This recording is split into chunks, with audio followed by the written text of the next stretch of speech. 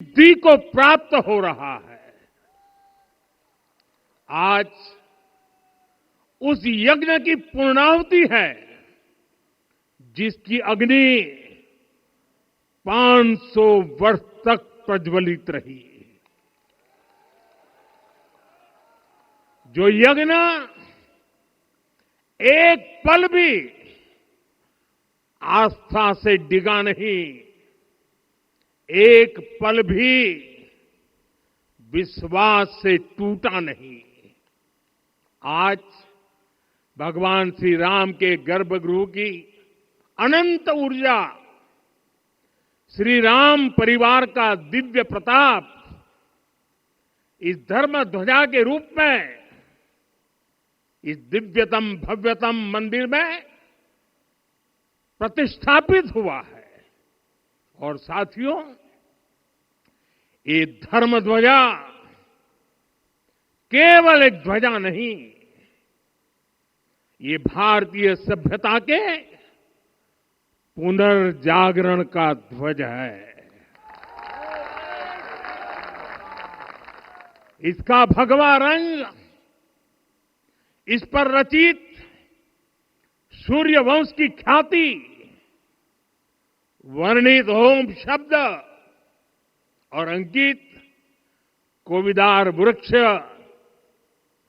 राम राज्य की कीर्ति को प्रतिरूपित करता है। ये ध्वज संकल्प है, ये ध्वज सफलता है, ये ध्वज संघर्ष से सृजन की गाथा है, ये ध्वज सदियों से चले आ रहे स्वप्नों का साकार स्वरूप है। ये ध्वज संतों की साधना और समाज की सहभागिता की सार्थक परिणति है।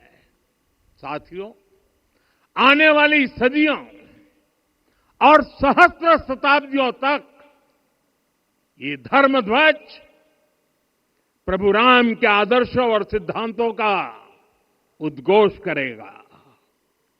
ये धर्म ध्वज आह्वान करेगा, सत्यमेव जयते नानृतम, यानी जीत सत्य की ही होती है, असत्य की नहीं।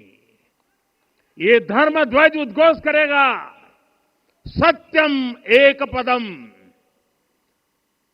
ब्रह्म सत्य धर्म प्रतिष्ठित, अर्थात सत्य ही ब्रह्म का स्वरूप है, सत्य में ही धर्म स्थापित है। ये धर्म ध्वज प्रेरणा बनेगा, प्राण जाए पर वचन न जाहि, अर्थात जो कहा जाए वही किया जाए। ये धर्म ध्वज संदेश देगा, कर्म प्रधान विश्व रची राखा, अर्थात विश्व में कर्म और कर्तव्य की प्रधानता हो।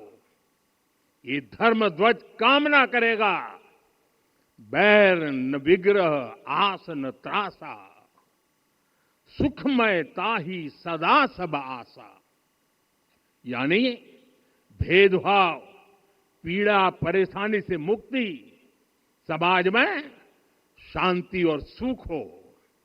ये धर्म ध्वज हमें संकल्पित करेगा, नहीं दरिद्र को दुखी न दीना, यानी हम ऐसा समाज बनाएं जहां गरीबी न हो, कोई दुखी या लाचार न हो।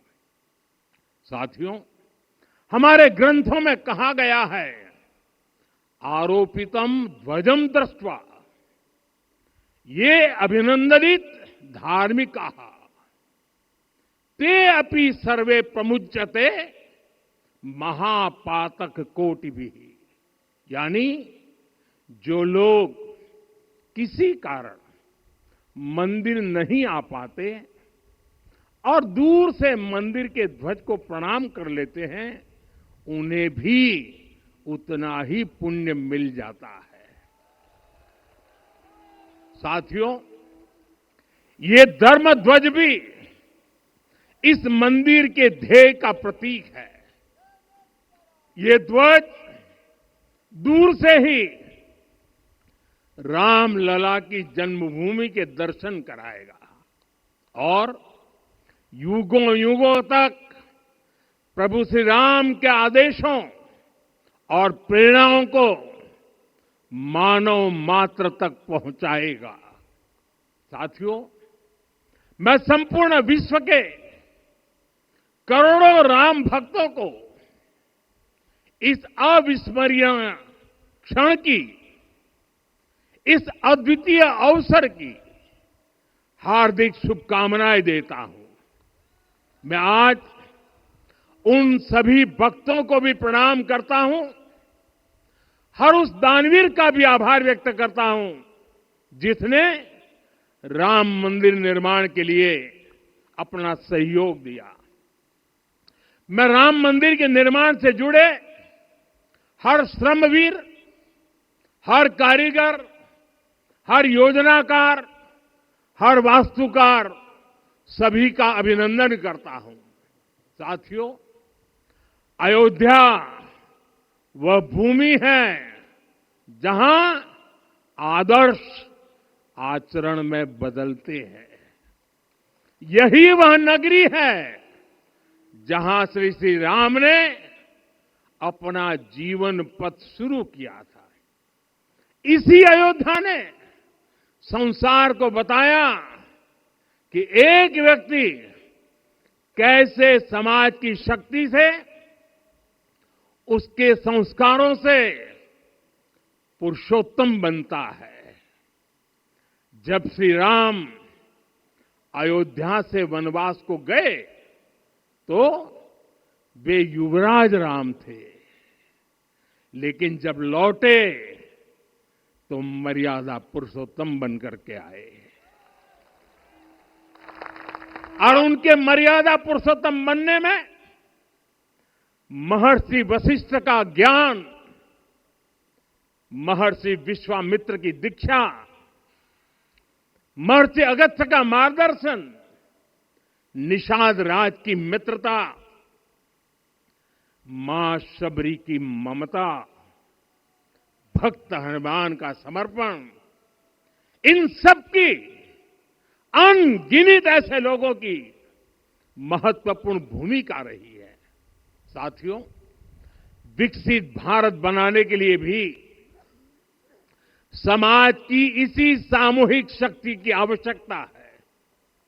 मुझे बहुत खुशी है कि राम मंदिर का दिव्य प्रांगण भारत के सामूहिक सामर्थ्य की भी चेतना स्थली बन रहा है।